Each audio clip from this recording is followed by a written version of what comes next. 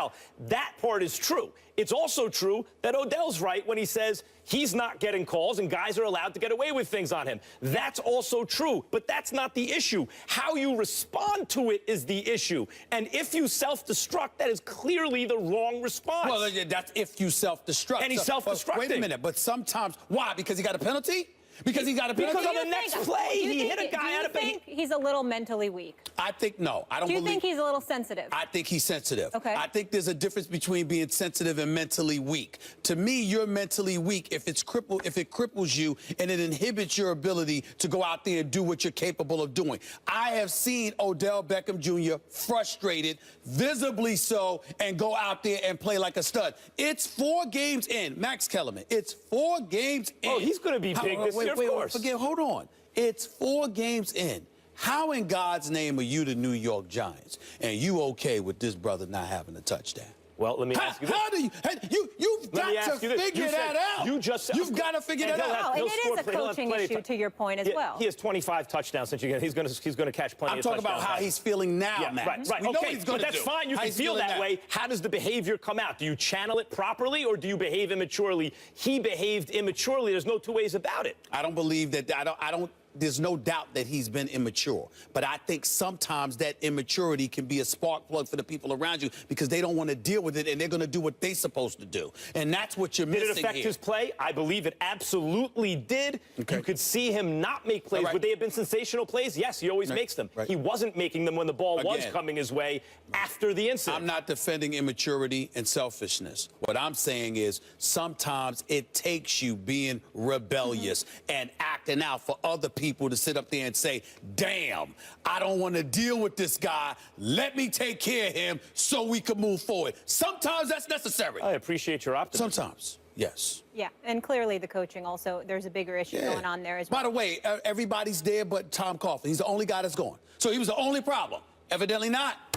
Good point. We would like you to weigh in at home. Is Odell Beckham more trouble than he's worth? Go on the First Take Twitter page and vote. We'll share those results a little later in the show. But meanwhile, the Vikings, how impressive are they? Without their starting quarterback, Teddy Bridgewater, and arguably the best running back in the league, and Adrian Peterson, they're now 4-0 after a schedule that has been no cakewalk. Wins against the Titans, Packers, Panthers, and Giants. Stephen A., how far can this team go with Sam Bradford at quarterback? They go to playoffs. That's about it. I mean, I hope no one sits here and expects me to say Vikings and Super Bowl in the same sentence. Not as long as Sam Bradford's their quarterback. I'm not getting sold on that. Listen, Sam Bradford is talented. I know he's talented, but he's been prone to make mistakes, and I am not sold on him, and I'm not sold on their offense, particularly without the services of Adrian Peterson. We shall see. If it happens, it happens. If it happens, then I'll correct myself. But I believe this team is a playoff team. I believe, based on their defense and Zimmer's coaching, he deserves a lot of credit. He really, really does. I poo-pooed that in the past, but I can't deny what I'm seeing right now. The man can coach. The bottom line is this. I need to see more from Sam Bradford if I think they're going to beat Seattle.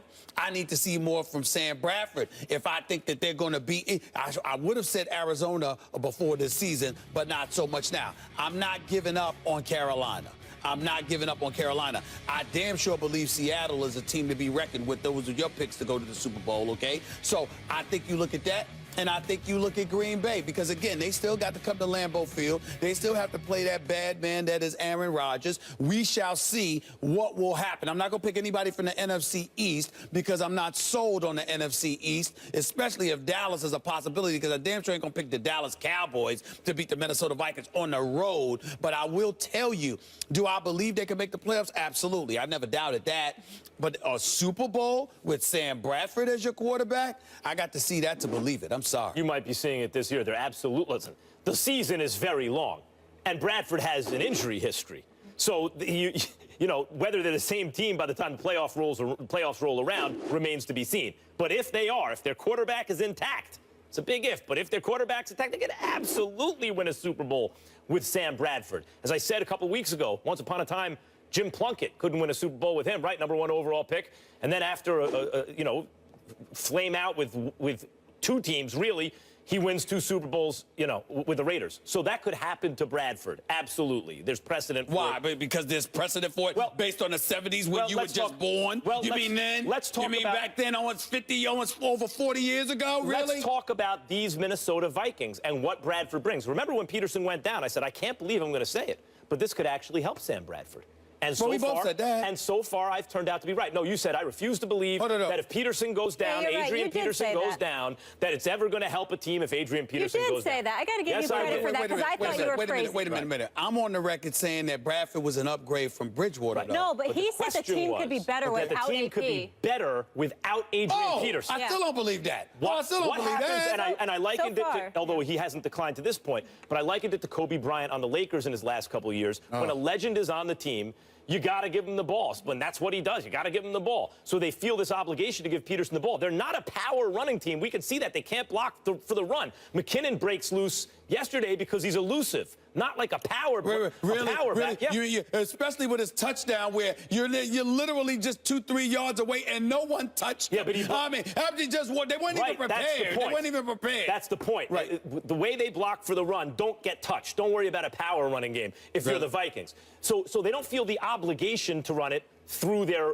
aging running back, who was elite level last year, although not this year. Okay. That helps. Bradford doesn't turn the ball over. They have an identity. They know who they are. Their defense is elite. And let's look at recent precedent if you don't like Plunkett. How about last year's Broncos team? By advanced metrics, like we're talking about points expected, meaning how much better or worse are you than an average NFL team?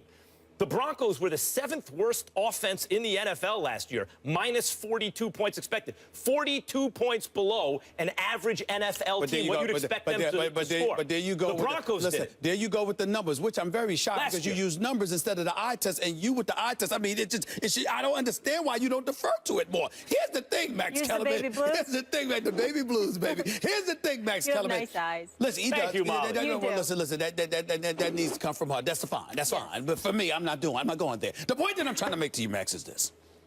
When we think about the Denver Broncos and you bring them up from last year, understand that with the Vikings, it was all about Adrian Peterson. Now you're learning new parts. You're learning about the Stephon Diggs. Obviously, Rudolph can play. And, of course, Sam Bradford, when healthy, can throw the deep ball. But even with the struggles of a Peyton Manning, the mystique of Peyton Manning certainly factored into the equation, particularly when he came back from his early season woes. In the meantime, the 7 games when Brock Osweiler was in there, you still had Demaryius Thomas on one side, Emmanuel Sanders on another. You still had C.J. Anderson in the backfield. And so what I'm saying to you is that you had weapons with a rep where you walk into a game and the mystique was there to be concerned about them. With the Vikings, you're sort of figuring it out because everything was about Adrian Peterson. Time would tell. We know their defense is legit, but as the season progresses and there is no Adrian Peterson and we get to lock in on Sam Bradford, even though I like Diggs, but lock in on a Stephon Diggs, but lock in on a Kyle Rudolph. We shall see what happens. I'm not thinking Super Bowl, definitely playoffs. I'm not thinking Super Bowl with the Vikings. Super Bowl contenders. That defense is special. That's a special defense. I agree with yesterday, the Giants, who are not a bad team. The defense is special. The Giants really aren't a bad team, but they were outplayed in every facet of the game.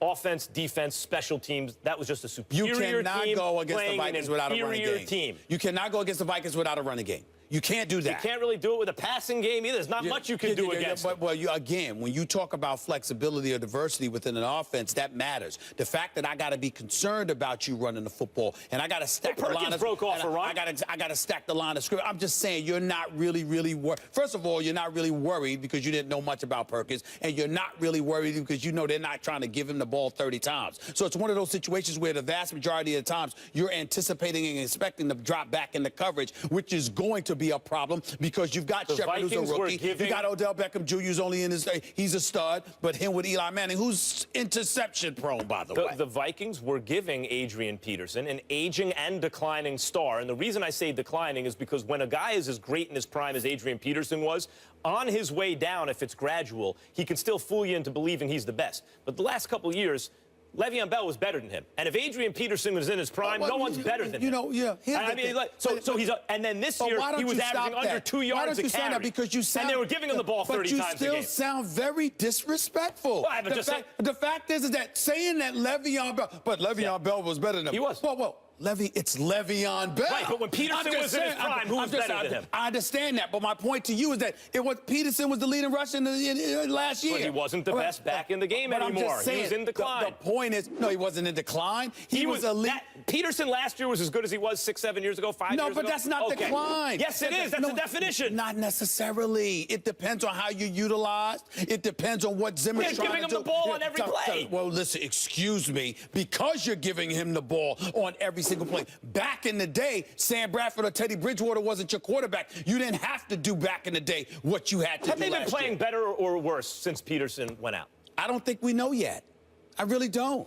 Who did they go against, Max? They've had a tough schedule. Really? Yeah. Yeah, really? they've had the Packers, the Giants, I think the Titans. I don't have the schedule in front of me. The Titans. Did you say? I'm sorry. By the way, that might not even be correct, but it's a very tough schedule, and I wish I had it in front of me. I'm glad you brought up the Packers. There's definitely 3 tough teams. Because if you want to win a Super Bowl, if you want to get through the NFC in the playoffs, you better be able to beat the Packers because of that bad man, Aaron Rodgers, Stephen A. Smith. Okay. And guess who has the best shot to beat the Packers because of the way Mike Zimmer, has his defense playing against Aaron Rodgers? Actually, the Vikings. Vikings schedule at Tennessee, Green Bay, at Carolina, I missed Carolina. That's a tough schedule. Well, again, we say it on paper it was a tough schedule, but we've all looked at the Carolina Panthers and said, what the hell is going on with them? One of the things that's going on with them is they had to play the Vikings early in the season. You can look at it that way. I can look at it as the fact that they let go of Josh Norman. They're relying on rookies in their secondary, as we learned the results of that from Julio Jones this past Sunday. 300 yards and 12 receptions. You want to talk to me about that defense today? You really Can the Broncos win a Super Bowl? That's what I want to know. Can the Broncos win a Super Bowl this year? Yeah.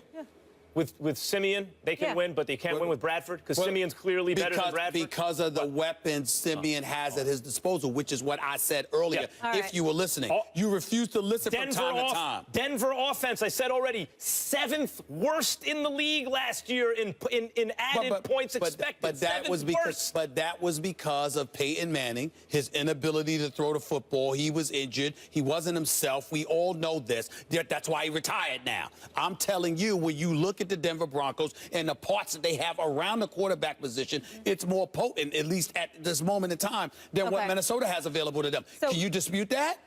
No, they have better wideouts. Oh, I'm sorry. So Max is saying a potential Super Bowl contender. You're saying